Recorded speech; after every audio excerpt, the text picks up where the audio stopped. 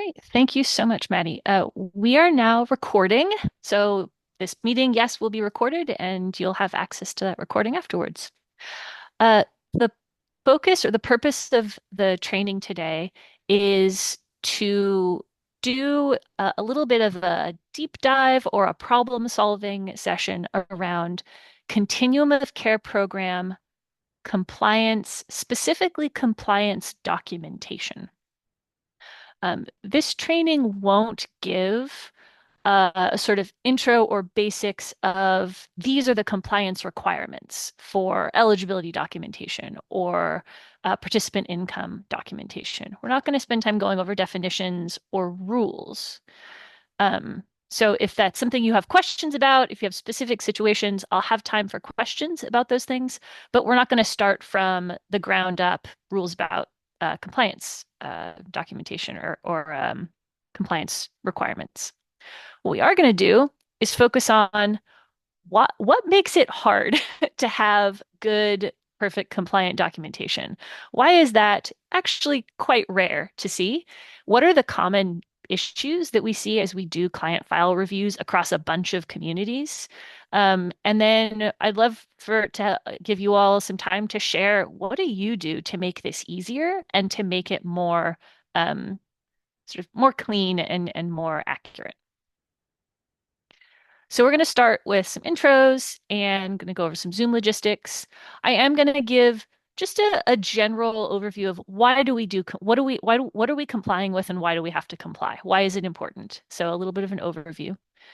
And then we're going to focus on we're going to look at what are the points of documentation as we enroll someone and as we continue to serve them.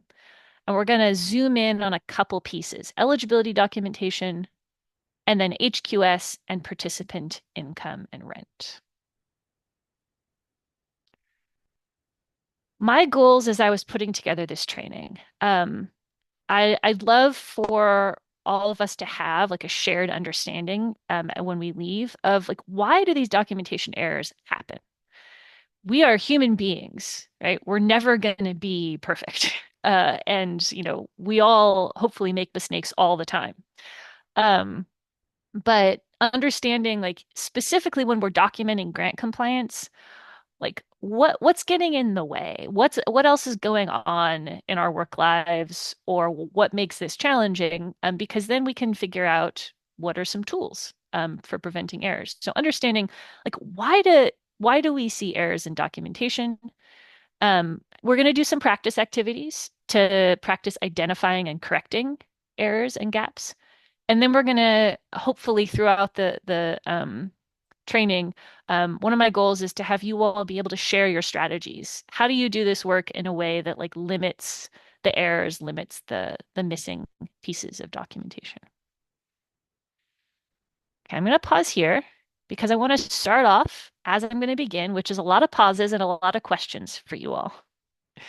Um, Let me see, could I get either a thumbs up or something in the chat letting me know, do these goals make sense? Is this tracking for you? And if you can't give me a thumbs up or a thanks, Sandra, or a yes, you can let me know if you have a question. Awesome. All right, thanks. I love to see that field of thumbs appearing in my Zoom screen. So this is a good size group, pretty small. We're gonna have a lot of space for discussion, so you can absolutely use the chat, or you can unmute whenever you want to participate in the discussion. If we end up having issues with people talking over each other, I'll probably ask you to raise your hands. But for now, I think we're good to just discuss and participate in any way you like. We are recording.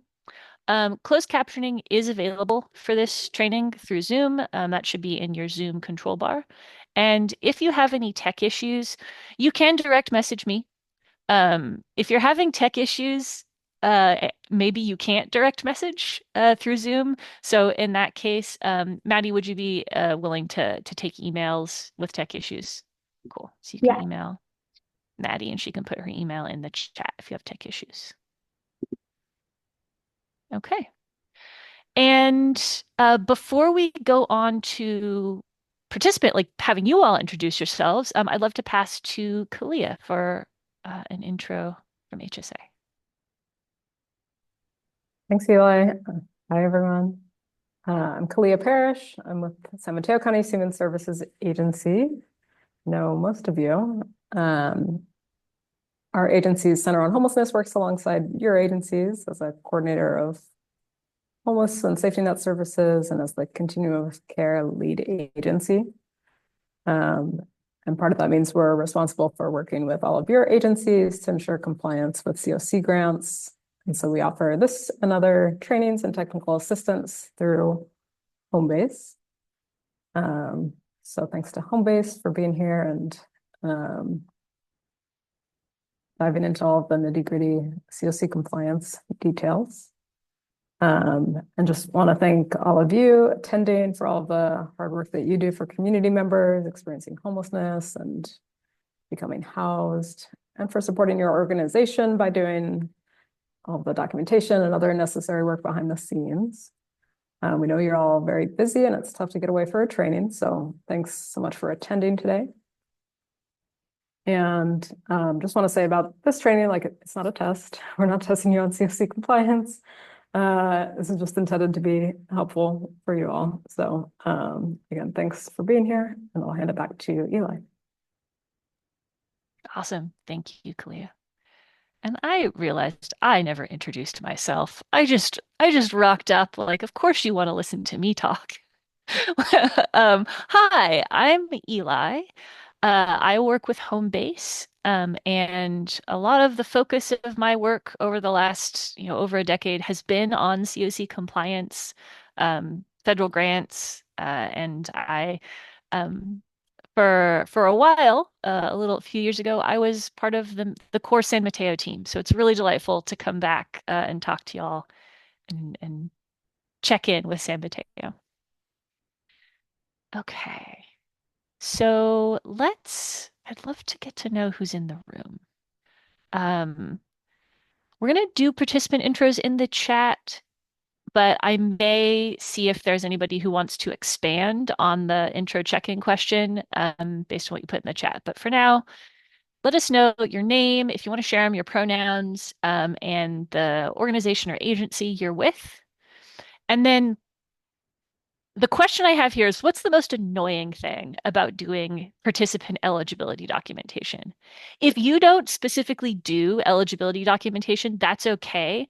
Tell me the most annoying thing about whatever grant compliance documentation stuff you do, whether that's HQS inspection. Maybe you're someone who reviews client files for compliance. Like, what is the most annoying thing about grant compliance documentation? So go ahead and share that in the chat. Thanks, Sandra.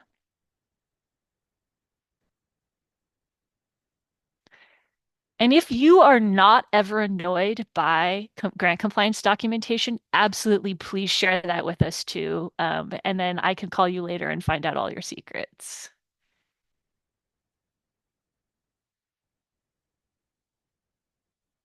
Let me know if you'd like to come off mute to share that part of the intro, that most annoying thing.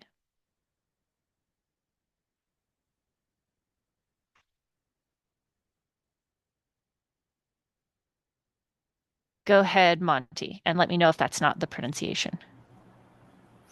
No, it's Monte, but thank you. So no, I figured looking at all this, this is definitely, I think the most annoying thing is really learning it all because there's so much. And when you think that you have a concept of it, then there's like 50 other things that come in. So it's like you never seem like, or at least for me, I never feel like I really grasp it.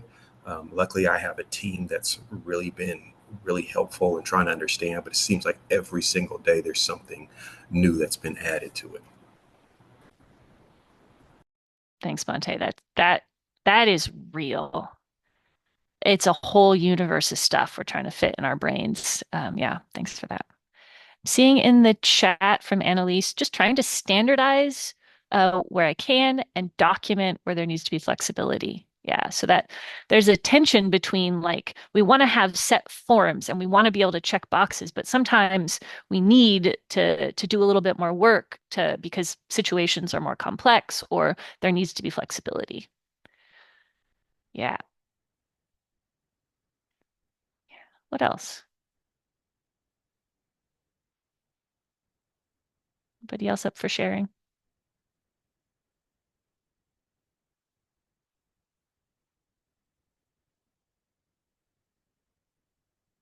Ah, thanks for bringing that up, Kalia. Yep. Time tracking. So I'll say we also at home base have to track our time very similar to the way that you all do, and it's my least favorite part of work.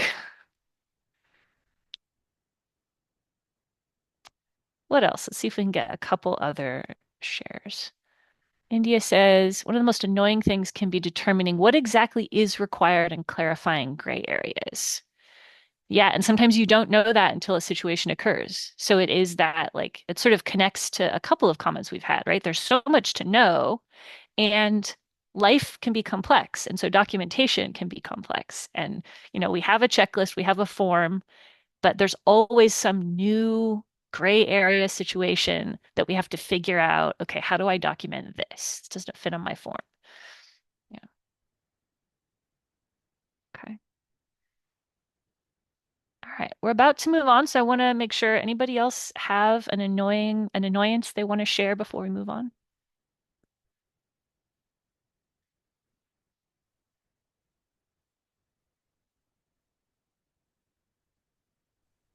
I can share something really fast. Sorry, I don't want Thanks, to type Sandra. it. I know for me, when I feel like, oh, I got everything under control, I know how to do this documentation um audit, and then something new gets added.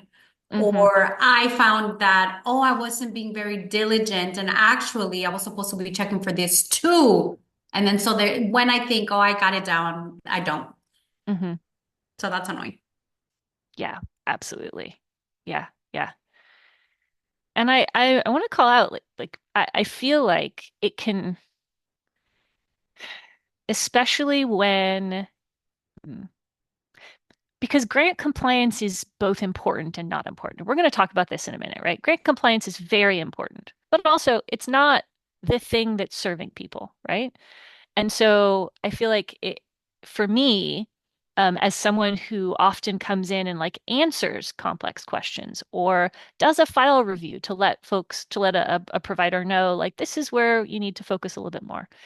Um, I'm really aware that like it feels like I'm I'm telling you, you have to do a lot of the really detailed work about something that's not connected, like immediately or directly to supporting the human beings, right? I'm saying shift your focus to this, frankly, often kind of pointless rule, and understand all of its detail and nuance. So I just want to call that out. Like that's sort of the landscape that we're working in. There's this tension. Your time and attention is being pulled in different ways. So, which takes us to the compliance landscape, my overview that I was going to offer. Okay, so CoC program grant compliance. Why do we even have a concept of compliance? What are we compliance with? Complying with. So ultimately, with federal funding, compliance or complying with or meeting the requirements of a grant all comes back to Congress, basically, making sure that money is used reasonably and the way that Congress intends. So our Congress passes laws that authorize funding, including CoC funding. Those laws say what the purpose of the funding is, set some requirements or goals for the funding. Usually at that level of an actual law passed by Congress, it's pretty high level, it's pretty broad strokes, which means when HUD gets that money, the Department of Housing and Urban Development gets that money from Congress, HUD creates more specific rules, right? But all of their rules are meant to make sure that the money serves the purpose that Congress has set out, that it's used reasonably and responsibly, right? So HUD is getting this sort of pressure from Congress to stay within budget, accomplish the goals, and track the money and make sure they can report back to Congress the way the money is used. HUD does also make rules based on its current understanding when it's doing the rulemaking of national best practices and to like keep the program both effective and cost effective. And all of those things, all of those goals from Congress's perspective, from HUD's perspective, are passed down to CoC program grantees. And specifically, most of the rulemaking that HUD does is in CoC program interim rule. It's at 24 CFR part 578. Nobody needs to remember that number. But this is the rule that primarily controls CoC program funding. I've linked to the rule because while we're not going to be looking at the requirements of the rule, that's not part of this presentation, right? We're sort of doing a 201 level. Everything we do in grant compliance comes back to that rule. It's the language in that rule that I'm always looking back to as I'm providing support to grantees. So why does compliance matter? We've talked about what are we complying with? It's this rule that HUD has passed. But why does it matter? Right? In a lot of my compliance trainings, I start by asking you all this question. I think we probably have a shared understanding of this, right? It's HUD monitoring. Complying with the rules matters because we can't do the work, we can't serve people without money. That's sort of a foundational truth assumption. If we don't have money from somewhere, we cannot pay for people's housing and pay for staff to support folks. And so if you get this grant money and HUD says you have to spend it in this way and follow these rules, there is always this possibility that HUD will come and do a monitoring, which is all about checking. Did you spend it the way we told you to? Did you follow our rules? And when that HUD monitoring comes around, a monitoring visit from HUD is maybe 20% about the prep you did in the couple of weeks before HUD arrived, making sure you know where everything is and can pull files and all of that. And it's 80 or 90% all of the work you've done over the past 5, 10, 20 years that you've had the grant. All of the actual work for monitoring happens as you're doing your work as a provider. And so really in your day-to-day work, focusing on compliance and documenting compliance is important because it protects your time. It doesn't feel like it, but ultimately it protects your time. Because if you have a HUD monitoring and HUD finds a whole bunch of documentation that's missing, it will take so much more time to try to figure that out looking backwards from the HUD monitoring to like last year or 5 years ago where the gaps are and trying to fill them in. It takes so much more time doing it after the HUD monitoring than it does day to day documenting stuff and trying to make it accurate. Protects your funding. This is the main thing. We cannot serve people without money. It actually literally takes concrete resources to support people with housing. And HUD monitoring, the most extreme consequence of HUD monitoring is losing some or all of your funding. That's fairly rare, but that's the frame, right? That's the thing that can make documenting compliance day to day feel more urgent and feel more worthwhile. It's you need the money to serve people. This is how you keep the money. It allows you to keep helping people find stability. This is where I'm going to pass to you all and say, why do we make errors in documentation? Right? Talking about time cards, I make mistakes in my time cards all the time. I have a wonderful set of supervisors who review my timesheets. They are so patient with me. Why do those errors happen? So I'm going to invite you to reflect about your own practice, your own sort of day to day, your relationship with like grant compliance, documenting compliance. What makes it hard? What gets in the way? And what might cause you, or what might be sort of the source of like if you did make an error, What causes that? And I'd love to hear from at least a couple people in the chat, or go ahead and raise your hand if you'd like to come off mute. The things that that occurred to me that I wanted to start with are just everybody has too much work and not enough time, right? We're moving quickly. There are too many little details, and we don't have enough time to really stop and go methodically through a checklist or a form. People are our top priority, not paperwork, right? It is hard, feels hard to prioritize paperwork because you want to focus on the people. And then, like you said before, there's so many details, there's so many things, which means there are so many places where an error could happen. So that means it's much more likely that there are going to be errors and mistakes somewhere. So I'd love to hear some of y'all's reflections on this. Why do you think we make errors in documentation?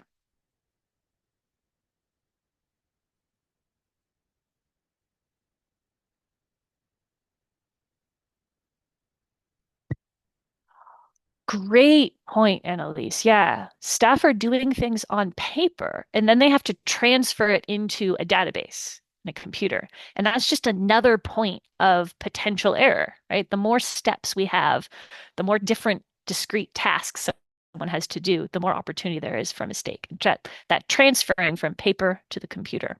Great point. Go ahead, Sandra. I think just going off of what Annalise said is also we have different systems. Like, for example, LifeMoves has Clarity and Voyager, and certain things. So we're documenting in our in both systems that some overlap and they automatically update, but not everything. So just working with different systems and in putting the same information sometimes could get a little bit overwhelming. Yeah. Yeah. Thanks, Sandra. Yeah. I'm also seeing in the chat, you start on some documentation and then an emergency happens or a client walks in or staff walk in and you get distracted and you stop what you were doing and you sort of have to pick up again later. So interruptions, distractions. Yeah. Get one more thought to wrap us up and lead us to the next slide.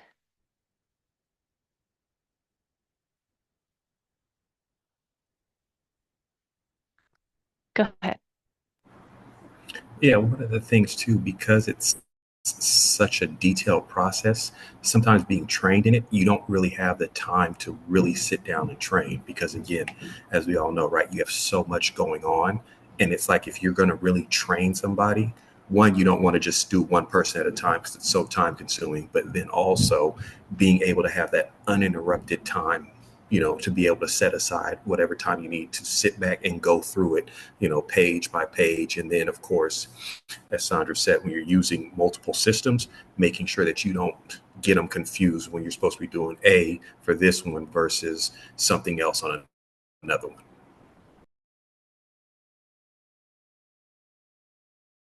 Yeah, absolutely. Thank you for that, the training. And just the fact that uh, to train someone to learn something as human beings, having a training, meaning like having someone walk you through it once, doesn't equal learning, right? It takes practice and it takes coming back to it and reinforcement. So yeah, thank you so much. Go ahead, Annalise. Yeah, and that just reminded me, it also takes people looking at the training or training materials again. I have so often where we create like how-tos and then people are like, "Oh, I know it. I don't need to follow the how-to." And I'm like, "No, no, no, no, no. Go back. You skipped one." Like people stop looking at them after they think they've got them down. So yeah, that just reminded me when Monte said that. Yeah, yeah, absolutely. Which it comes back to sometimes it comes back to time. Sometimes it's like, I think I know this. But sometimes it's like I'm pretty sure I know this and I'd rather move forward and do it rather than spending my time going back and reading something again or following a really sort of process that feels slow. Okay, so based on that, I'd love to talk, and this is our last sort of general piece, and then we're going to move on to some more specific types of documentation, types of compliance.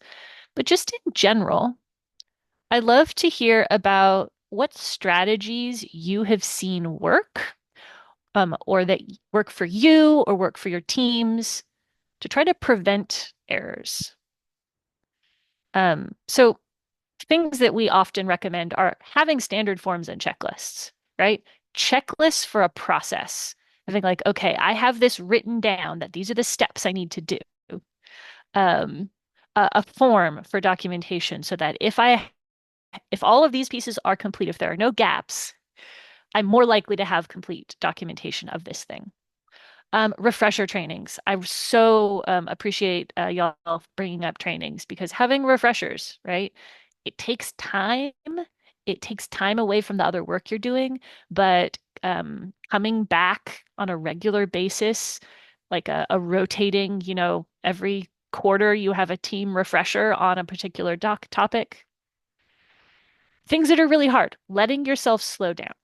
Sometimes that's it. Sometimes the way we counteract there's too much work to do and not enough time is sometimes you just have to like breathe. Be like, okay, I have to take this time. And this is what I'm doing now. And this is a valuable use of my time, just internal work. And then having layers of review. So I mentioned for my timekeeping, right? I have a supervisor who does the very tedious work of reviewing my timesheets every week. Um, or every month if I don't get them to her every week. But that internal review, those checks. So I'd love to hear either like more specific examples of some of these strategies or anything else you all do. What are the tools that you find are most supportive to you and to your teams?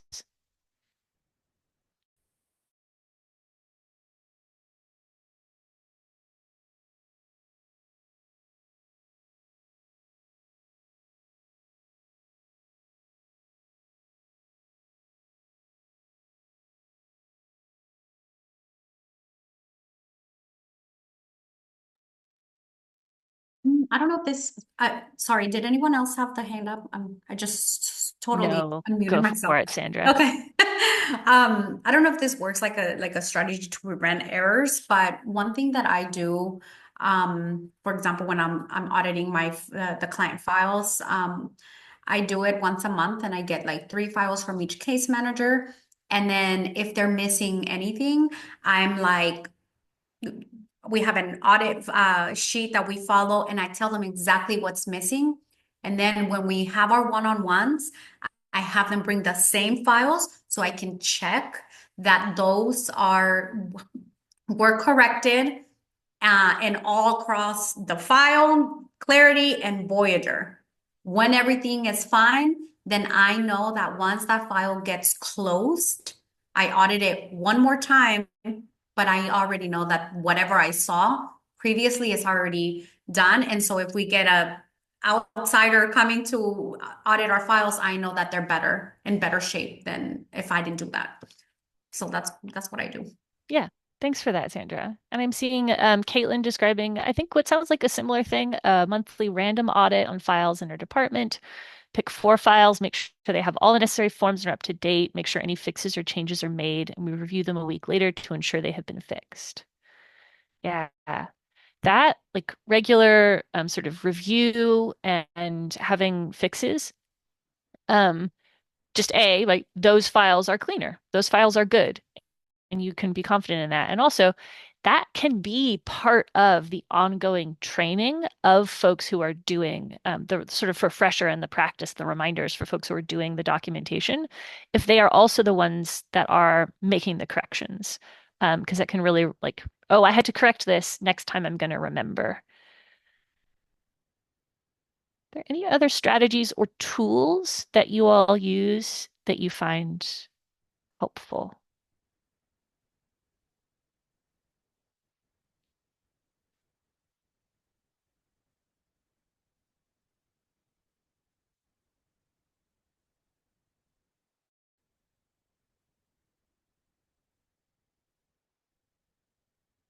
How do folks feel about Forms and checklists. Those things you all use in documentation. Yeah. See a heart for forms and checklists.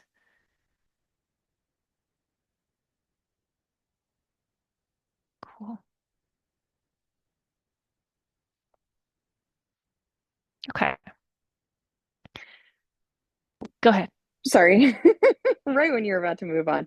So one of the things we've tried to do recently is have systems in place where they don't disrupt the continuation of the work with clients.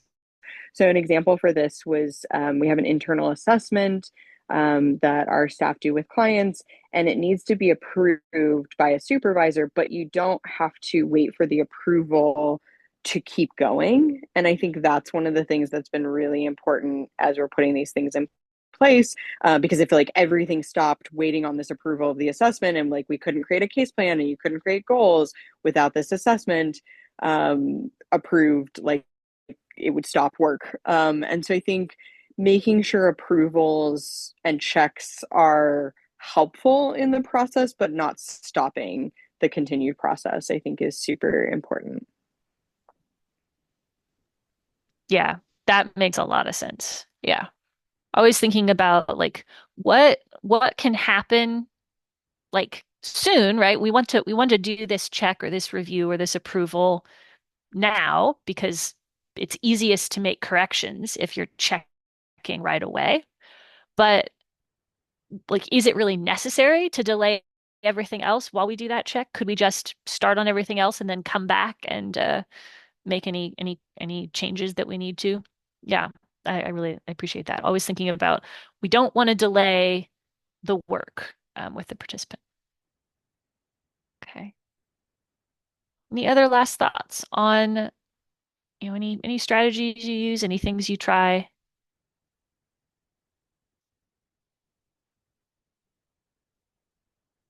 Okay. So we are going to start zeroing in on a few pieces of or not of compliance documentation of compliance work. We're going to start with the process of intake, enrollment, right? We're thinking about the very beginning of working with a participant.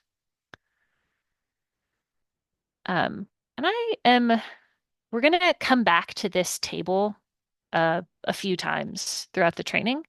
This is kind of the map of client file requirements that I use a lot, that I come back to. Um, and it sort of calls out when we're thinking about or when we're doing work to write down to document compliance with certain requirements, right?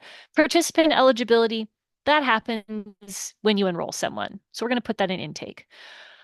You also, it's a requirement to assess service needs. And that assessment of service needs to figure out what does this person actually need to get them to housing stability, that needs to happen also at intake.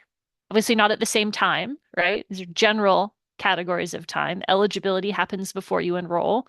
Um, and then assessment of service needs probably happens after. And then you also have to come back to that annually, right? Eligibility, once it's done, it's done. This assessment of service needs happens at enrollment and then annually. I say provision of services, right? That happens out in the world. Services are being provided, case management, referrals.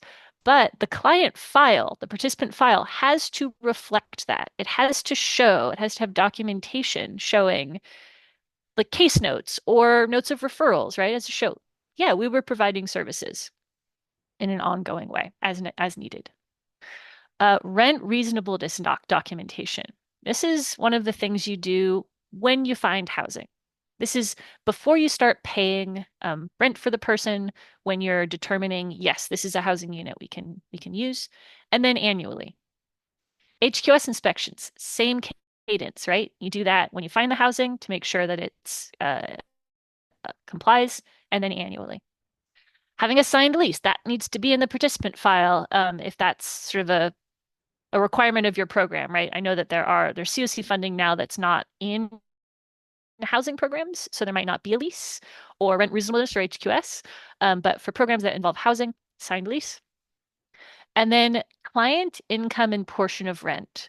For most housing programs, you need to have documentation of some kind of the client income, and you need to have documentation of the portion of the rent that the participant is required to cover. You do that, right, when they're getting into housing, when they're going to start having to pay rent, and then you have to do that annually, ongoing. So we are going to start by focusing on eligibility documentation. Do you complete eligibility documentation? This could be yes or no. You can let me know. Is it chronic homelessness documentation, category 1, category 4?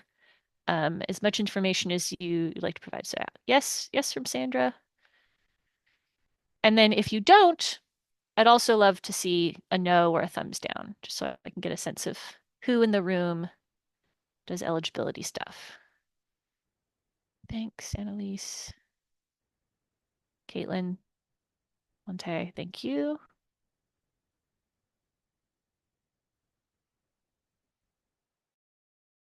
What about our other friends in the room?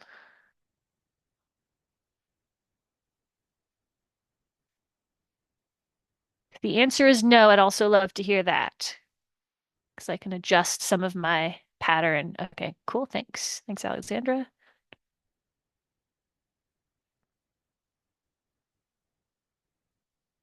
Okay. So at least a good majority of the folks in the room do work with eligibility documentation. What word comes to mind when you think of eligibility documentation? One word. What's the word?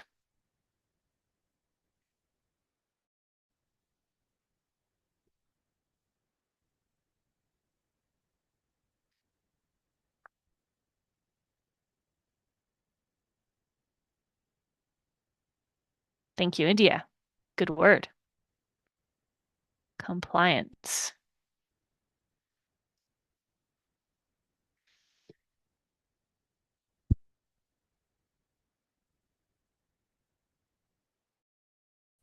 I'll say this to incentivize you getting your words in for everybody else. No repeats. Nobody else can say compliance now.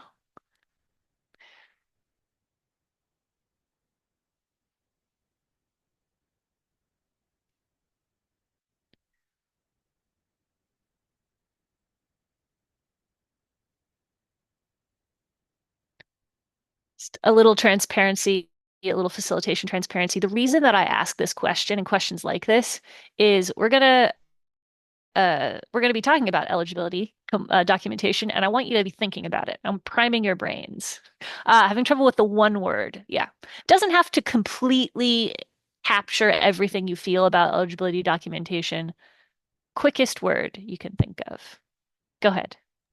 So for me, the thing, because I'm working on multiple programs, and the thing I struggle with is we kind of need to know the eligibility beforehand, because if they walk into our program, we can't just like turn them away.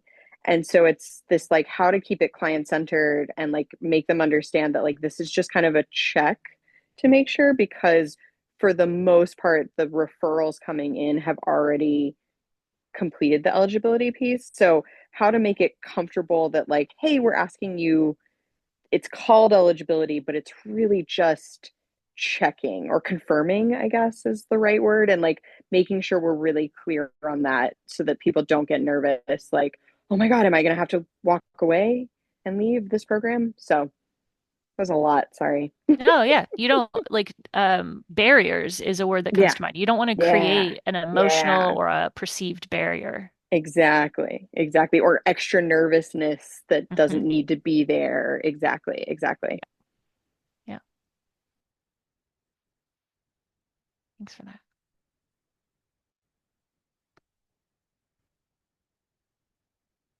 Any other words?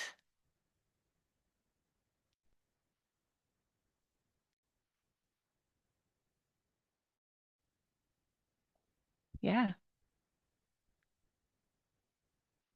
All right, let's move forward. I'm going to chalk this up to I just should have expected that to be a stumper question. And we'll move into some more concrete looking at what does it take to document eligibility? Not again, the we're not going to go over the rules, but what's the process? What does it look like?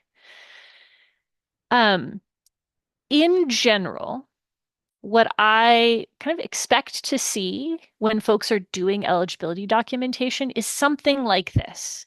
It's not always going to look exactly like this, and I'm going to ask, like, how does is your process like this? Is it different? I'm going to ask you all to fill in the gaps and add the nuance.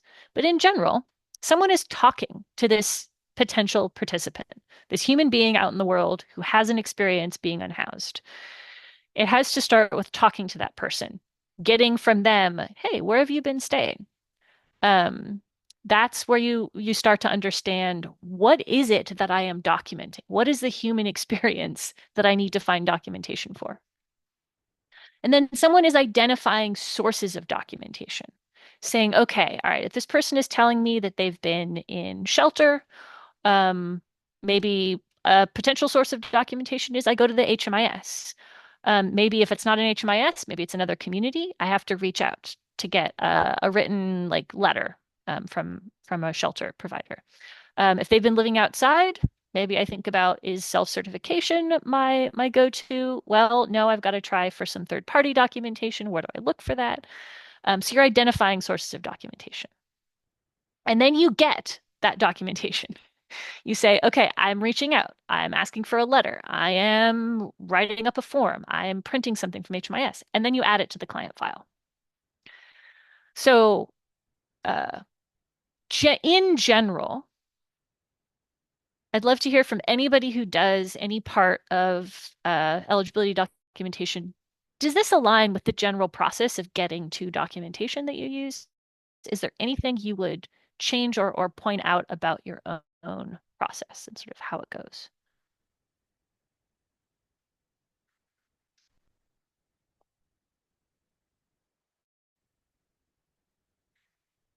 And if it's just this is generally right in what you do, you can let me know that in the chat. Say, yeah, this looks right.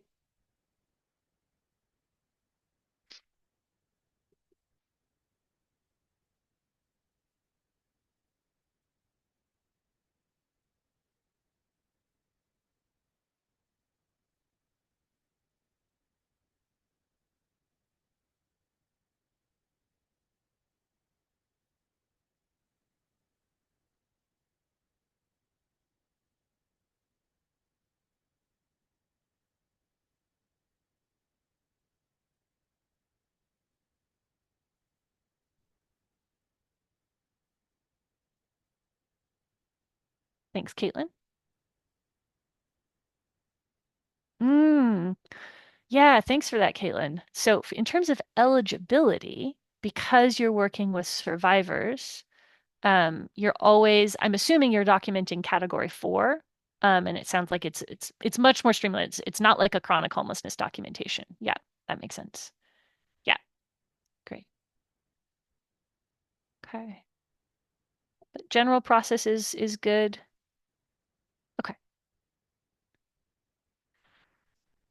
So our next slide is gonna be going over the common errors that we see, easy errors to make, common gaps we see when we're doing I've done client file reviews in a bunch of different communities that we work with. So I've pulled some of the most common errors that I see.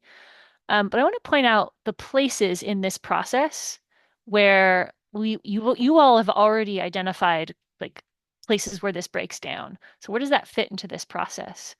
I think it's sometimes challenging, right, to identify sources of documentation. That's a challenge, but that's not usually where the documentation breaks down. That's where you have to that's actually where we see people like, oh, I know I don't know how to get this. I need to go problem solve this. Those are bigger scale challenges. Where we see most of the errors showing up in client files is actually in the um, getting the documentation and adding it to the client file. Sometimes we just see that there's a piece that's missing. And or like, oh yeah, we have that, it's just not in the client file. Or when you're creating the documentation, right? Whatever you get from someone, like if it's a shelter that you're getting a letter from, or a letter from a doctor, or you're putting something together, there's little pieces missing. So for example, missing dates and missing signatures. These are some really common things that we find in eligibility documentation, where it's like, this is such good work. This is complete documentation, but it wasn't signed, so it's not going to meet the review HUD's going to do. Or it's signed, but when was it signed? How do we know? How is HUD going to know that it wasn't, just signed yesterday? Um, and then a slightly bigger piece is this is one that I come across very frequently. Someone is documenting eligibility, a staff person documenting eligibility, and they are using self-certification. That's the documentation. And maybe the self-certification in itself is great. It has a date, it has a signature. But whenever we're using self-certification, there's another piece that we need to document, which is, why am I using self-certification here? Why am I using the participant self-certification? Because the priority, the preference is third party. So we have to go through and say, okay, well, hey, HUD, I tried to get third party documentation. These are the 5 things I did to try to get it. This is why I couldn't get it. I'm using self-certification. Be okay with it.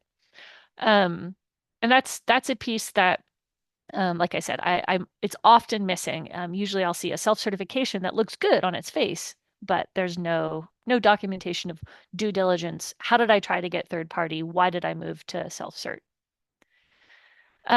Some details are missing so that, yeah, I see what you're trying to do. You're trying to document chronic homelessness, or you're trying to document disability. And I get it. And you got the documentation from the right place. It's got dates, it's signed, but you're not matching the definition. This is actually one of the pieces that can show up in category 4 as well, where, for example, category 4 has 3 parts to the definition. It is someone is fleeing or experiencing trauma from some situation of violence, and they don't have another place to live, and they don't have the resources to get another place to live. And the one that like you're mostly documenting is that first one, that this person is fleeing or experiencing trauma from violence.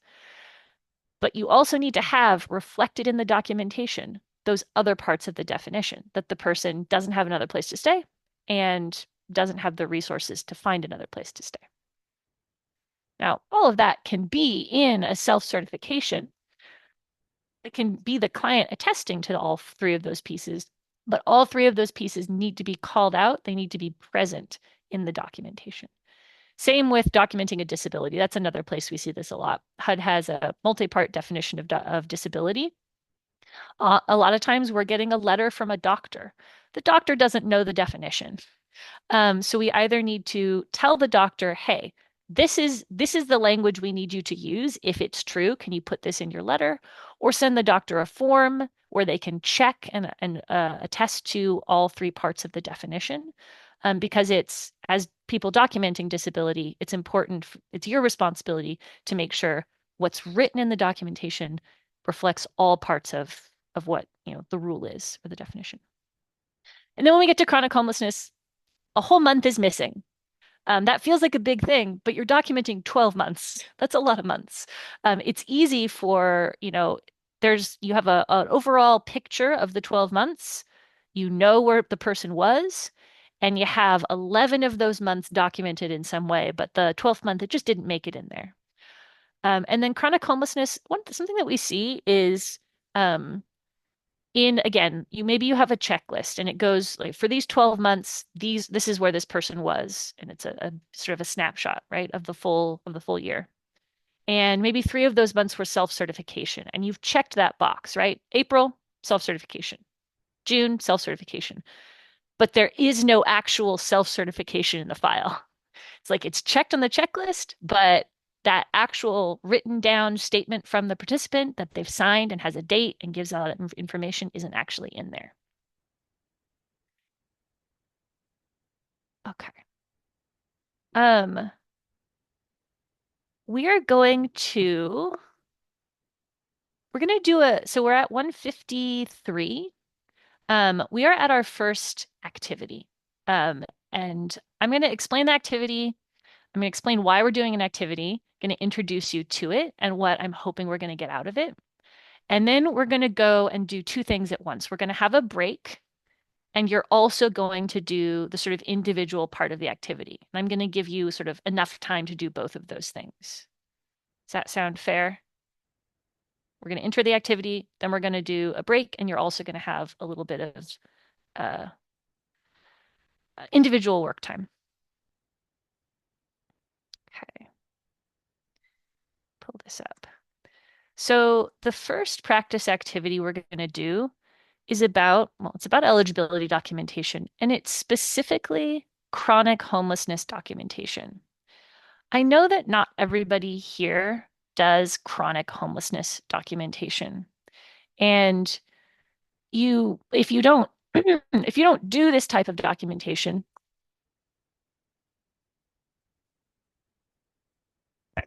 you don't do this type of documentation, you aren't going to know the rules.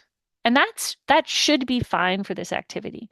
Because this activity is less about what the rules are and more about what those common errors are and finding gaps. So this is going to be an activity based on reviewing an example of chronic homelessness documentation and trying to identify as many errors as you can. So I'm going to introduce you to the documentation to begin with. And I'm hoping that I'm going to review, and I'm hoping by the time I've done reviewing, even if you haven't done chronic homelessness documentation, it's not part of your work, you will still be able to review this documentation by focusing on some of those common errors, some of the things that are obvious. Okay, so, and also the things that are common across all types of documentation. So for chronic homelessness, uh, we're using just the HUD standard form here. And like a lot of documentation, it starts out with basic information about the client, who it is, name, all that. And then it starts with what's the current housing situation of this person, right? This person is on the streets or a place not meant for human habitation. That's their current housing situation. We have the start date and um, the end date of that housing situation, the name and address, current housing status. Note that nowhere on here is there actual documentation. This is a checklist. This is a cover page. There's nothing here that is signed by a participant or signed by a provider or any type of documentation. This is just notes saying this is what I'm going to document so that I know what I'm going to document and I know that it meets the definition. Does that make sense? That distinction between this is a checklist, but it's not enough to document the homelessness in itself. Yeah, thanks for the thumb. Sure that makes sense to folks. Cool. Okay. So this first part is all checklist, right? Now we're going on to chronic homelessness, right? We have to document housing history. It's 12 months. So what you're seeing here is for each month, we're identifying what month is it? What month in the world goes from April 2024 to March of 2025. And for each month in this checklist, we're saying, yeah, I should be documenting someone living on the streets. And I'm documenting that using self-certification. Next month, same streets, self-certification. For month 3, which is back to January now, we're moving backwards in time, someone was staying in shelter, and I have an HMIS record of this. Right? That's what I'm documenting, and that's how I'm documenting it, and so on. Okay. Again, this is still a checklist. And then we have disability status is the third part of chronic homelessness documentation. We have what are we documenting? Serious mental illness. What documentation are we using? A disability check. Okay. And then the rest of this document should be the actual documentation. So you have this checklist. You have sort of a cover page, a table of contents, if you will. This is the documentation that should be in there. There should be documentation of this current housing status of this person living near the 101 ramp on Donahoe. There should be documentation of each month, March all the way back through April. And it should be in this file. It should be attached. And then there should be a disability check that's documenting this person's disability. I don't have access to an HMIS, so I didn't actually print out fake HMIS records. I'm just telling you, there's an HMIS record for shelter stays on those dates. There's an HMIS record of street outreach on this date. And then you have a letter from a shelter provider that's covering a shelter stay. You have self-certification by the participant, right? And that's the documentation you have. All right. So I'm going to give you this this example form. I'm going to put the link in the chat. And your task is to review the example chronic homelessness documentation and find at least 3 errors or things that are missing.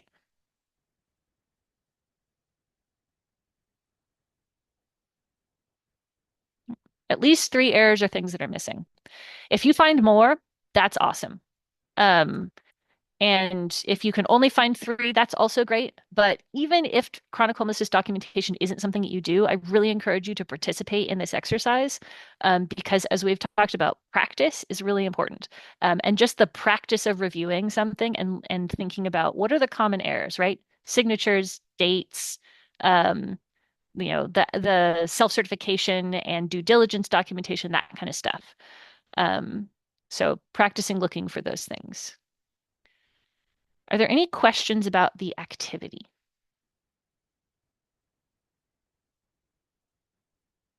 Okay. So I'm going to give you time, as I said, to take a break and to look through this documentation. So we are going to come back at 2:15. Between now and 2:15, right?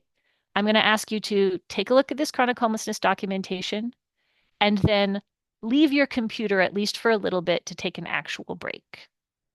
When we come back at 2:15, I'm going to be asking you all to participate. I'm going to be asking you all to share some of the things, the errors or missing things that you've found.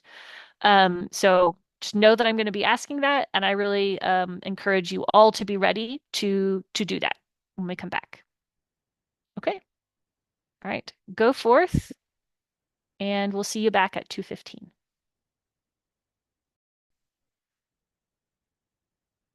Okay, welcome back. Now, I gave you some, let's call it homework for your break, looking through the documentation. If you started looking through this documentation and you thought, man, this is a lot to ask, that is fine. That is okay. If you couldn't find anything that's missing because you weren't sure what you were looking at, or just couldn't think of tackling this extra work on top of your day already, that is okay. But I do want to hear from those of you who were able to find some errors and were able to tackle the activity. What is missing or what's wrong with this documentation?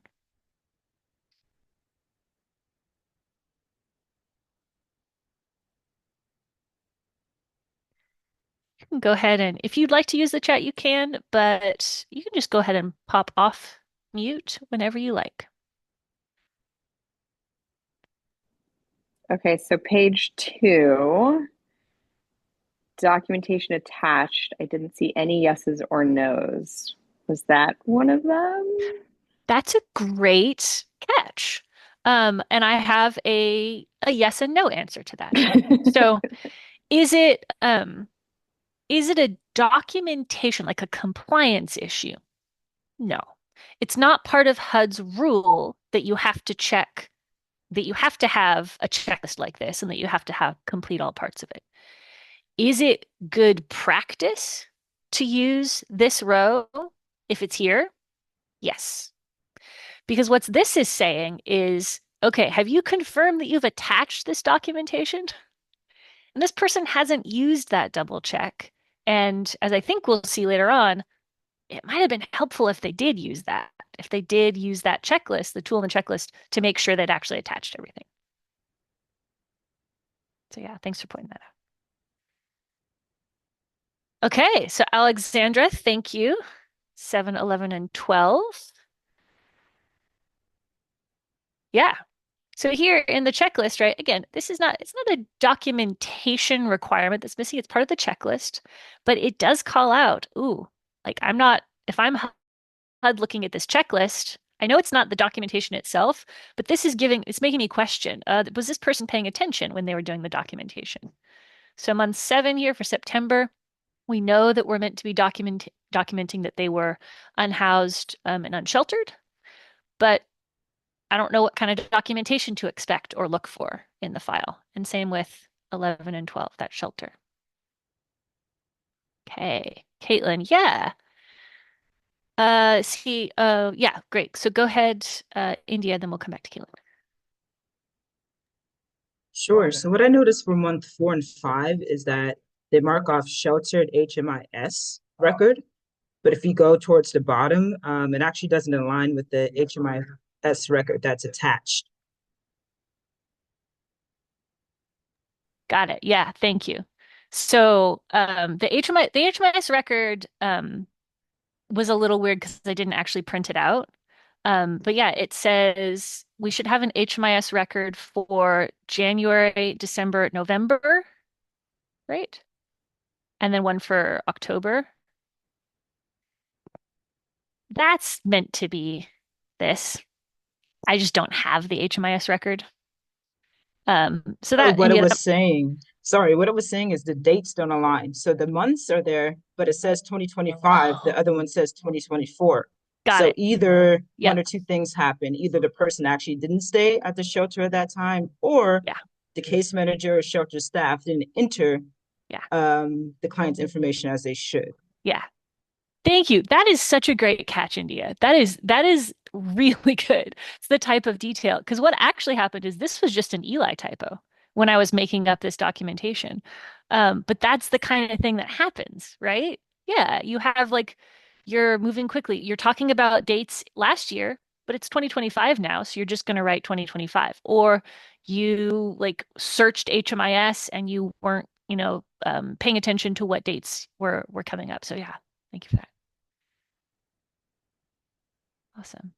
And then from Caitlin in the chat, no disability check. Yeah, so this has to do with disability status, right? We are documenting disability. It says we're going to use a disability check, but nowhere in the documentation have I included an actual SSDI or veterans disability check. So yeah, that is missing. And then no self-certification documentation for month 6. Yeah, so based on this overview, we expect to have, no, we don't expect to have HMIS. That's a problem. We expect to have self-certification that this person was living on the streets um, for this month, right? And probably this month, right? We expect self-certification of someone living on the streets back in sort of fall of 2024. We have that here, right? This is self-certification. We have self-certification that covers the last 2 months, right? End of January, so it covers February and March. but we do not have self-certification for the prior experience being unsheltered. We have HMIS that covers part of that, but it doesn't cover all of it. It's a good catch. Anything else?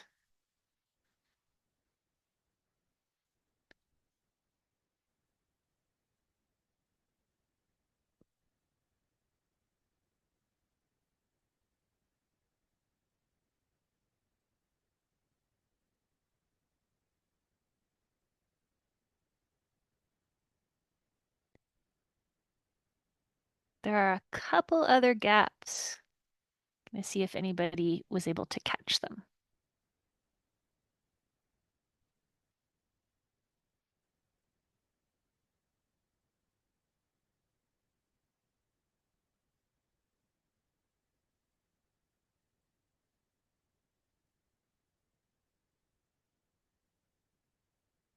Okay.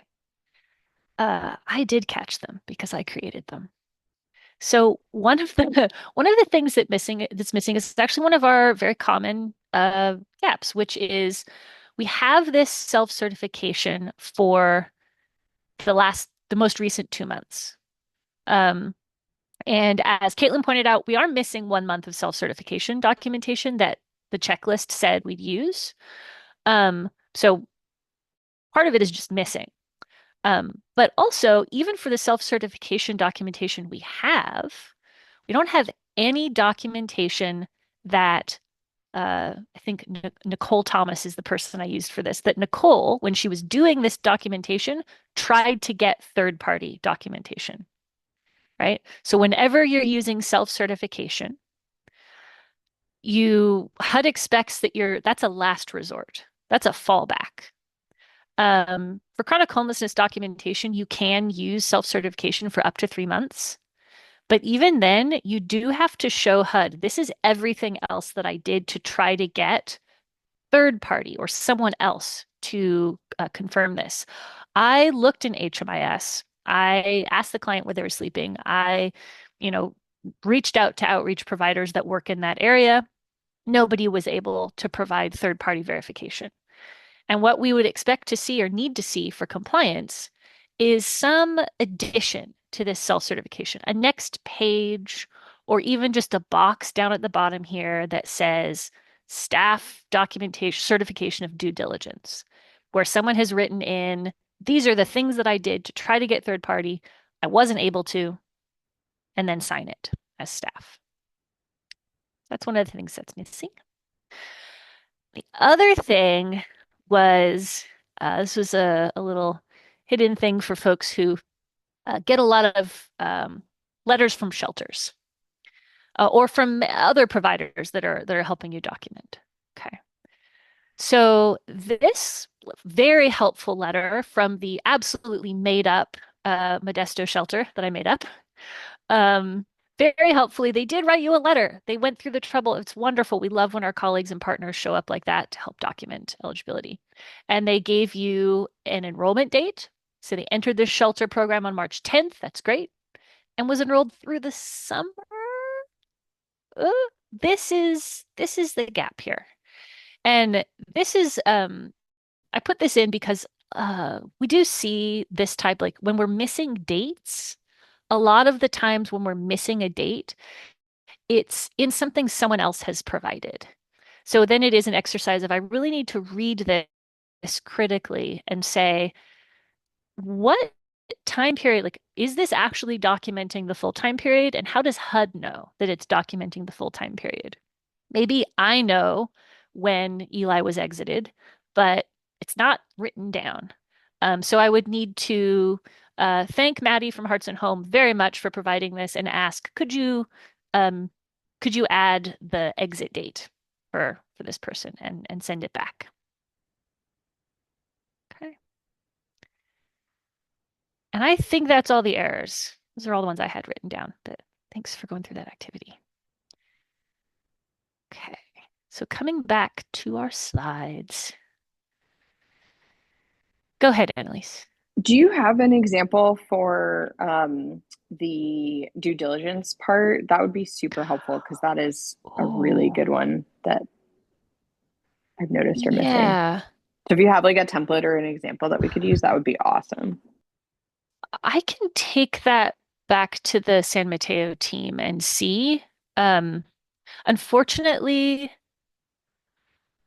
I have to think about it. I don't think there's a HUD template for that. Um, I can tell you, creating a template for that is like name of staff, date, lines, or a box to fill it to write in, and then a signature and date line at the bottom. Um, it's yeah. So Yeah, I took yeah, those notes to myself. But yeah. yeah. Yeah, I would have to see if there's one. I've seen them, but I don't know if I have one that is just sort of shareable Okay. easily. But yeah, Okay. I'll talk to the team about that. Cool. Great Thanks. question.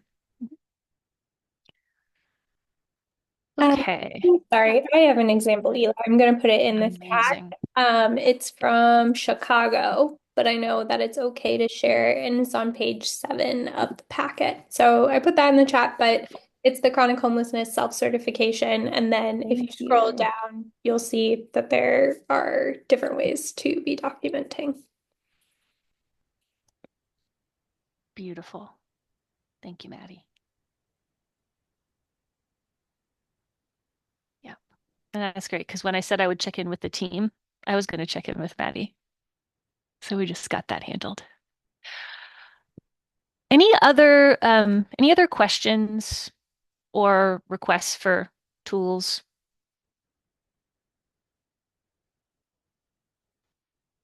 Okay. Um, Oh, wait, sorry. Was I supposed to find an example of self-certification documentation or due diligence documentation? I think the ask was due diligence. Yeah, the ask would be due Okay, diligence. sorry, I Yeah. did it wrong. I put in self-certification. So Oh, we'll good. look for a due diligence example. Sorry about that. Okay. No worries. Thanks. Thanks. Okay. All right. So back to our little map of client file requirements. We are going to move away from the sort of enrollment intake space, and we're going to go to housing quality standards inspections, HQS. This is something that for a housing program, a program that has any type of housing, you do this before you start paying on the housing, so before you start paying rent or lease costs, and then you have to do it at least annually after that. So before we start, questions. I know we have a mix of folks in a mix of roles here. Do you handle housing quality inspections? And I'm also going to throw in there, our next thing is documenting participant income and participant portion of rent. So we'll just put them both together. Do you do either of these things, HQS or participant income, participant rent calculations? Who does, who doesn't? And I'd love if you can put this in the chat so I can see. Got it. So Annalise, yeah, you have programs that do that. Caitlin, Cora has programs that do that.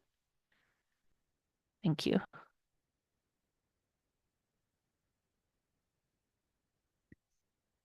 Okay, yes to HQS. No from Shane. Okay. Okay. That is helpful. So that is going to be the focus of the rest of the training.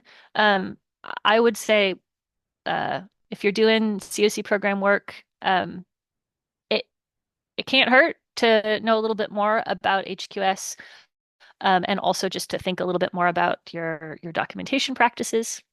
But heads up, this is going to be most relevant to folks who do those things in their programs. Next question. Who has heard of Inspire? Before I give any background on that.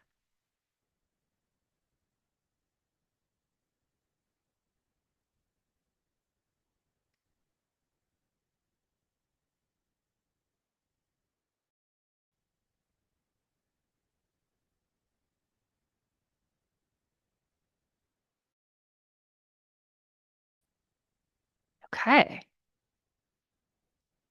Well then, let's introduce Inspire. Inspire is it's just this, the acronym it hasn't gotten not funny. Like I've seen this acronym for the last couple of years. I still think it's very funny in the way that like what a ridiculous acronym to give something. It stands for the National Standards for the Physical Inspection of Real Estate, or INSPIRE. These standards were published a while ago, back in 2023. And HUD has pushed these standards will apply to CoC programs, CoC program grants, and it's going to replace the Housing Quality Standards, or HQS. HUD has pushed back the deadline or the date for compliance with these standards, the date to switch over from HQS to INSPIRE, twice now. Currently, all CoC program grantees are expected to switch to INSPIRE as of October of this year. As I said, that's been pushed back from October of 2023 to October of 2024, and now October of this year. So we're not, again, this is not a rules training. We're not going to talk about the rules of INSPIRE. I will say one of the main differences between HQS and INSPIRE, they're fairly different approaches, ways to approach inspections like this. But one of the big differences is HUD actually has pretty like good, or they've started to come out with some tools specific to the CoC program for this, or that apply to the CoC program. Under the housing quality standards sort of rule, most of the time we point to the housing authority, the sort of HCV world, to get a housing quality standards tool.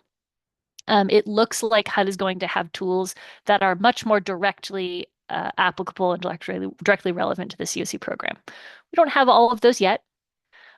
We will see whether October 2025 stays as the compliance date, or whether all of the many other things that are happening at the federal level cause it to be pushed out again. Right now, we have to plan towards October 2025, but we are also still waiting a little bit for some more HUD tools that they say they're going to push out. That's what I have about INSPIRE for today. Any questions about INSPIRE or concerns, things you want to raise for the group?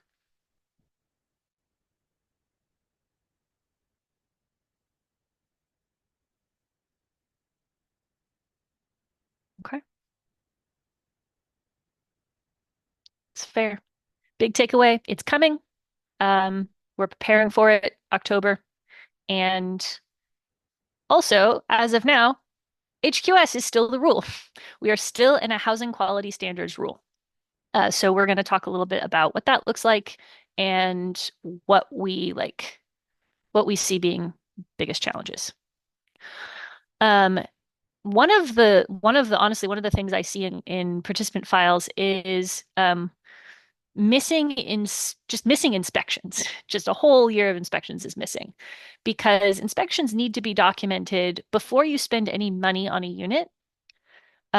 So this can be one of the challenges to actually getting it done, right? How do you get a landlord to get you access to the unit before you pay the first rent in order to do the inspection, without that making them like not want to rent to the participant? And how do you do that in a timely way so it doesn't delay being able to start paying rent and get the person moved in? That's some problem solving that, almost every organization that does this is doing. And then you need to document annually, meaning every year. Doesn't matter how long the participant has been living in, how many years the participant has been living in the unit. And each of those inspections needs to be in the participant file. So if you've been serving someone in permanent supportive housing for 8 years, there should be 7 or 8 HQS inspection forms in there. And then the details that we often see missing. The address of the unit, that's really important. You need to have the address of the unit on the inspection form. it is technically okay if you can link to the unit address in some way, like if you reference like, I don't know, some other document, like if you have a numbering system for your leases and you have the number of the lease. But really, the most straightforward thing is the unit address because it's vital that you can show HUD, yeah, we did this inspection. It wasn't just a random inspection, it was of this unit that we're paying on. The date of the inspection. That seems can seem like a minor thing, but it's part of the rule, right? You have to do this before you start paying and annually. So you have to have the date on there in order to document that you've met that rule by comparing the date of the first inspection to the date of the first rent check. Make sure that the inspection happened before, and then comparing the date of the first inspection to the dates of all the subsequent inspections to prove that you do it annually. Pass fail for every relevant inspection criteria. One of the things that we see is just sections, like chunks of the inspection form that folks skipped. Maybe they were moving quickly and their eyes didn't track that that was required. There's sometimes a section of the form that's just like additional sleeping room, additional sleeping room. And if you're skipping all those, you may miss that you have to come back to like the building exterior or the hallways. So just you have to make sure you know what criteria on this form do I need to assess and make sure you have a pass or a fail for each of those. And then oddly enough, pass or fail overall, right? This inspection ends in, okay, we've inspected the full thing. We've noted all of the individual items. There needs to be, did this full unit ultimately pass the inspection or did it fail the inspection? And I say oddly because it's the point of the whole exercise, but it does make sense that someone doing this inspection would focus on the inspection part, right? Would focus on, yes, I looked at the electricity in the sleeping room. I looked at the windows, all the individual things. And then it can sort of slip your mind or slip through the cracks to say, oh yeah, I have to confirm that this whole thing passed and come back and check that off. Another thing, so I want to talk about another sort of challenging part of the documentation or of the process is what do you do when you have an inspection and the unit fails, right? So your documentation at that point is you have an inspection form and it says overall the unit did not pass. That's good. You've documented that, but there are other steps you need to take, both for compliance and documenting compliance. So in that case, you inform the landlord and you request the repairs. Unless it's the type of thing that maybe you are the actual tenant on the lease and you're subleasing to a participant, or you're doing property management for the unit, right? Unless it is within your scope of responsibility, then you can take care of it. But if it's something that it's the landlord's responsibility to fix, you really do need to inform the landlord and ask them to make the repairs. And at that point, it depends on your resources as an organization, your approach, your internal policies. Do you offer to help the landlord with those things? Some organizations are able to do that. Or is it just, yeah, it's really your responsibility to do this, landlord. Please fix it. And then know that you technically cannot spend any grant money on that unit until the repairs are requested. If possible, it can be good to do HQS inspections early-ish in the month, early on, because you have already paid you've already paid rent for this month, right? Maybe you pay that on the first. If you do your HQS inspection really soon after that, it gives you as much time as you can to get that landlord to fix any of the issues before the next rent payment is due. Because you cannot pay rent on a unit with your grant funding that hasn't passed HQS.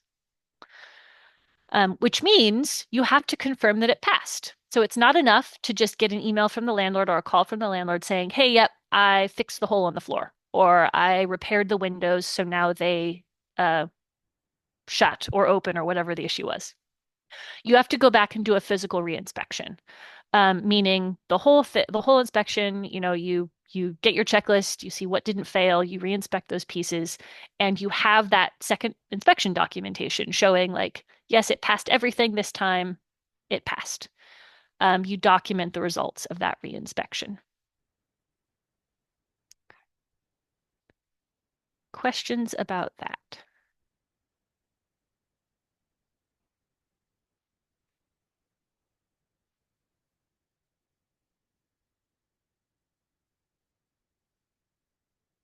Okay, so I'm coming to you all again. Where would you expect the most errors to happen in HQS documentation? It could be like, what types of errors would you expect, or just like what parts of the process? What kind of errors, where would you expect this process to break down or be hard?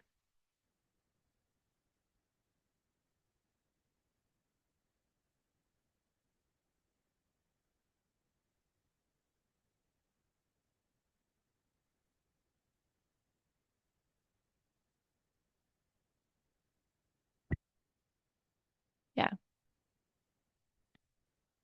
Thanks for that. Yep. Yeah. I'm seeing each step of this process was done and documented. Yeah. And I think particularly if they failed the inspection, but even in just one single inspection, there are a lot of steps. There's a lot of things to check.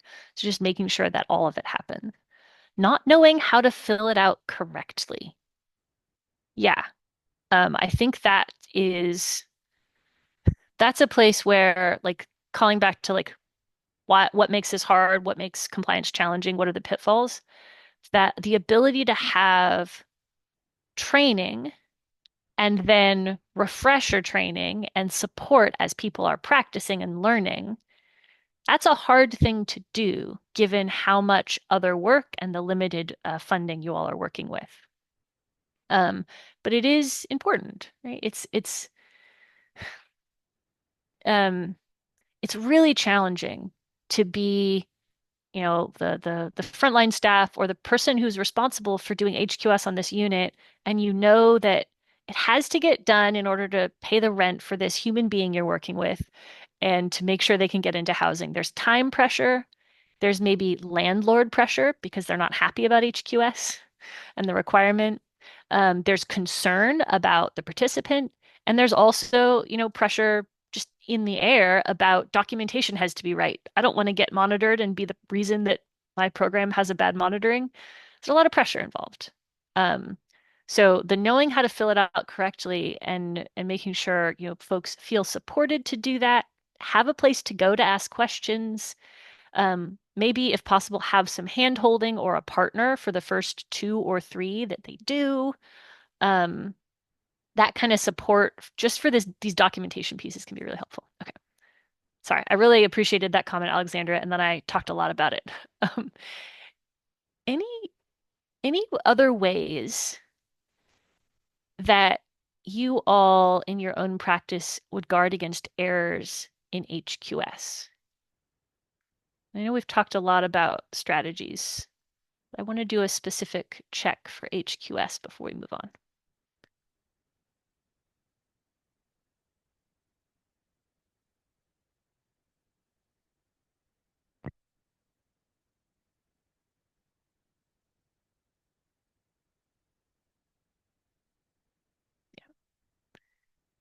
I think we've covered strategies quite a bit. We might be feeling that maybe nothing new to say. Is that where y'all are feeling right now?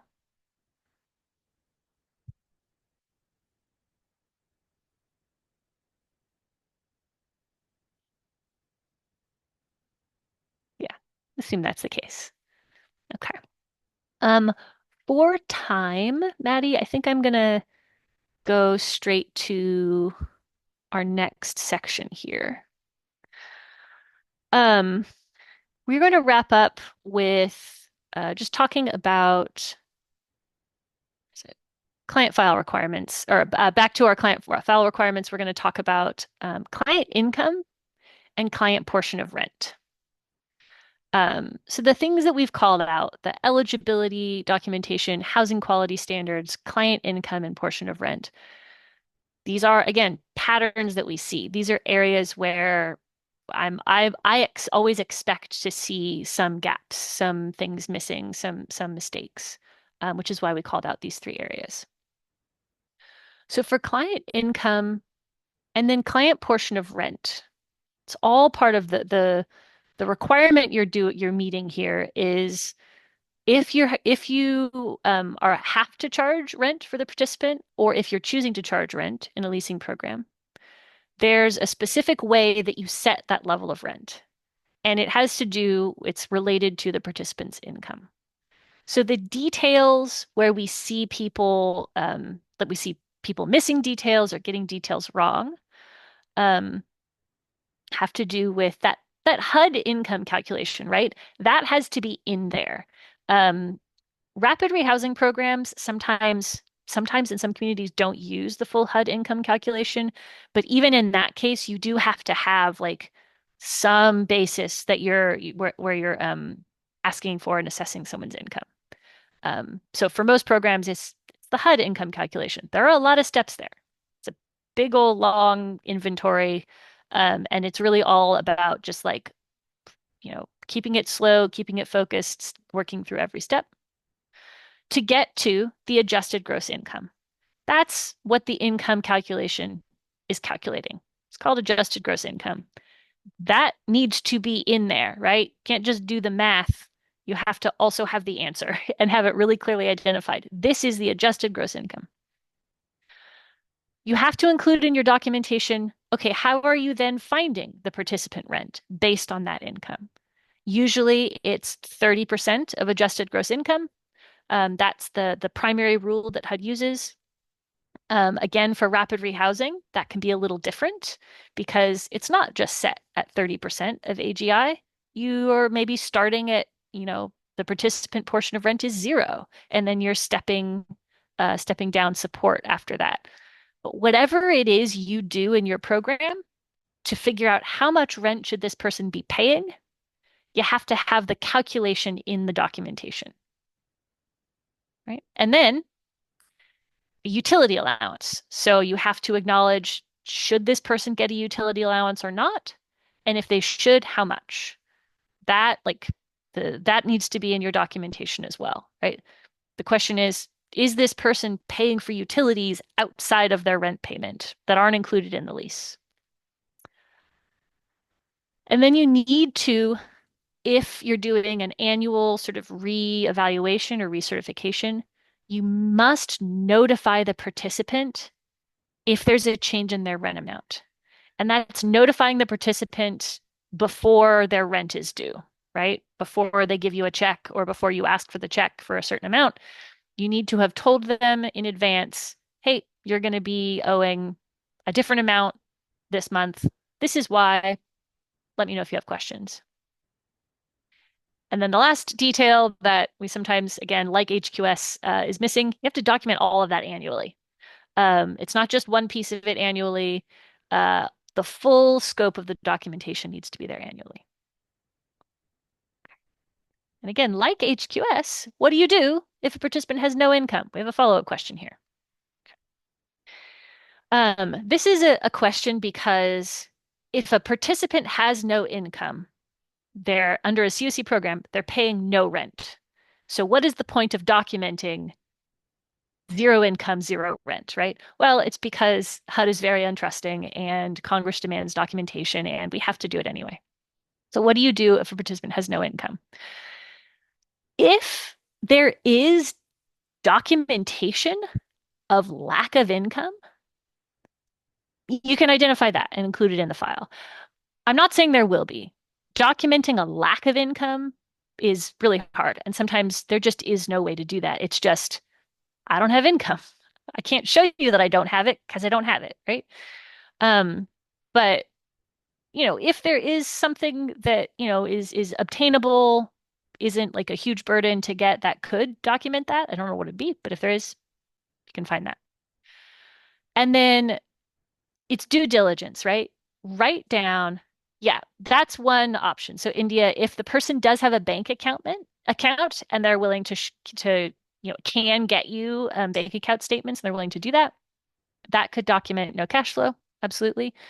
Um, that's not like not everybody has a bank account. It's a really good example of what kind of documentation might exist, but not everybody has a bank account. And sometimes there are barriers to getting bank statements, right? So even if someone has a bank account, but they're telling you like, my bank won't, like, I lost my password. It's going to take me 2 months to work with the bank to get my bank statements. Um, you don't have to wait. You can just, again, document that due diligence, right? You do need what you have to do is make sure it's written down in the client file somewhere. We're documenting this person's income. Client states they have no income. We asked about, you know, these options for documenting their lack of income. We weren't able to get bank statements because of X, Y, and Z. Client doesn't have bank account. Like just writing down, it's usually pretty simple. Like why don't we have third-party documentation? It doesn't exist. This person doesn't have income. And have the client sign a written self-certification. So you have the self-cert, you have the due diligence for the staff saying, yeah, we tried to get third party. And then you do the income calculation based on $0 of income. If you're using the HUD income calculation, just fill it out, have it in there. It's silly. It'll probably come to, you know, $0 adjusted gross income. You're working with zero. It's not hard. Put it in there. And then same with the documentation of the participant portion of rent. Um, if the participant portion of rent is going to be $0, you need to document how you got to $0. And I'm talking about like $0 adjusted gross income times zero point 0.3 equals $0 participant portion of rent. It's silly, put it in the documentation. And then you also don't want to forget a utility allowance. If a person has zero income and their participant portion of rent is zero, and you're going to pay the full rent on their unit, and then they have to pay PG&E separately, right? If they're having to pay PG&E, that's housing costs they're covering, but their income is zero, so they shouldn't be paying housing costs. So they should get a utility allowance. You got to include like these are the utilities they're paying separately, housing authority schedule, this is the utility allowance. And then make sure it all gets into the participant file.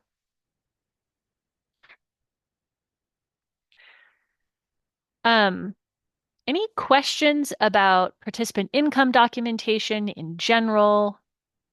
Anything about this zero income situation? Or is there anything you think I may have missed?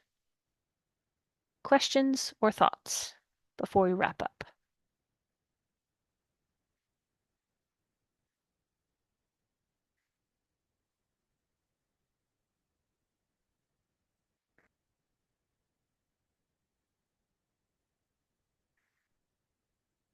Okay. All right, folks, I have two more questions for you before we wrap up this training. And we have 5 minutes left in the training, so I can't do my teacher pause and leave dead air for more than 5 minutes. Don't worry.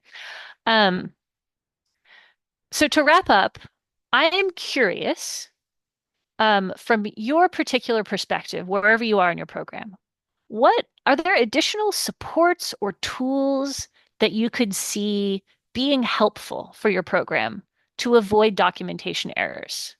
Are there places where you're thinking maybe we should have a checklist? Are there places where you're thinking maybe we should have a form for this? Uh, or any other types of supports, right? Additional trainings, anything like that.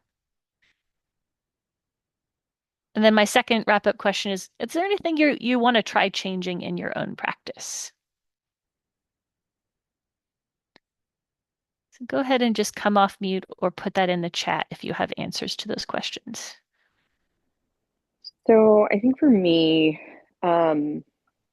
one of the things is really making sure all of our programs have the checklists and forms. Um, Sandra was here and she's one of my like strongest program directors in this. And I was like, oh, I'm so excited Sandra's here, but like my other program directors need this so much more. And so really trying to figure out how to um, make sure it's, again, like I said at the very beginning, standardized across our programs. That's kind of the role that we've created for me for this very reason, is because it's great that one of our program directors is really strong in this and create these things. But what about the program director that this isn't their strength or doesn't have time or different things like that? So it's really about figuring out what people are using right now and what we can have other programs use similarly and support and all that kind of stuff. So, yeah. So that like internal to your agency, Yes. making sure everybody Yeah, okay. exactly. And like even because again, we have one of our rapid rehousing program directors on here, and then we have one of our interim supportive housing shelter program directors on here, and even they probably have things that they could, use with each other and that kind of thing. So yes, exactly. Kind of more interagency understanding of what people are using so that we can share resources and documents and forms and all that kind of stuff. Yeah. Yeah, thanks for sharing that. And Maddie and I can attest that's it's not about like compliance documentation forms, but sharing good tools and strategies between Exactly. teams and preventing that siloing. It's something we work on at home base all the time. It's a constant like Exactly. we're all doing roughly the same things and we all are figuring out how to do it. Let's share more. Exactly. All right. Maddie found an example of a due diligence form. Thank you so much, Maddie, for that Yay, quick thank work. A real you. one this time. Yeah, it's got the Yay. client self-certification on the first page, but then the second page is all about the steps that you took to identify that documentation. Amazing. Yeah. And then my last request, making y'all do a lot of work for this training, we'd love if you could take a few minutes to fill out the training evaluations survey. Maddie put that link in the chat as well. Thank you so much for filling that out. We really do look at that. I know that the San Mateo team looks at those and tries to adjust and make improvements or continue doing stuff that worked for you. So thank you all so much for your time. I know I asked a lot of time of you today, but I really appreciate y'all hanging around for that. Go ahead.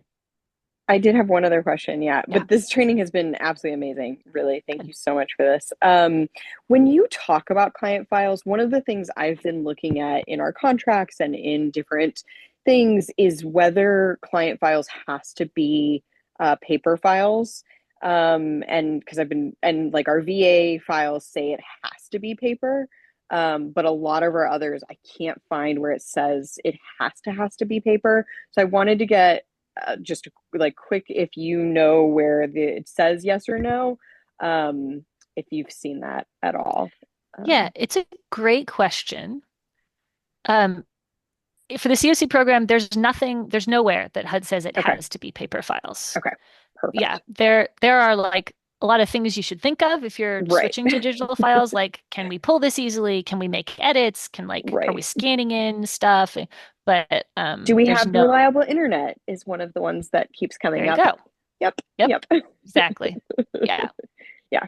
yeah. Okay, cool. But that's super helpful. I've been trying to do my due diligence of asking the question if it Hmm. has to be client paper file. So thanks for helping me Yeah, feel better about that answer. for sure. I also want to call out just like confidentiality, file security Hmm. is a thing to also think about digitally. It's different than it is with paper files. So Yep. Yeah, yeah. exactly. Thanks so much. This Yeah. has been super, super helpful just even with my own job and then also just agency wide. So really, this was an awesome training. Good. Yeah. Thank you. Thank you all so much for your time. I'm glad to hear it was helpful. And I hope that's true for the rest of the folks there as well. Great. All right. All right. Thank you, everyone. Yeah. Thanks, everyone. See ya. You Bye. too.